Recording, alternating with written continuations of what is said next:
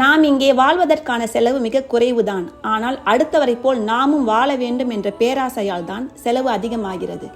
பல பிரச்சனைகளுக்கு காரணமே பேராசைதான். உங்களுக்கு மேல் இருப்பவர்களை பார்க்க வேண்டாம், உங்களுக்கு கீழ் இருப்பவர்களை பாருங்கள். அதுவே இறைவன் உங்களுக்கு கொடுத்தவற்றை நீங்கள் குறைத்து மதிப்பிடாமல் இருக்க போதுமானதாகும் என்று நபி அவர்கள் கூறியிருக்கிறார்கள். நிறைவான மனம் என்பது இங்க யாருக்குமே கிடையாது. மனிதனின் மனம் குரங்கு போல தாவிக்கொண்டேதான் இருக்கும். மனிதன் என்பவன் பேராசைக்காரன் தான்.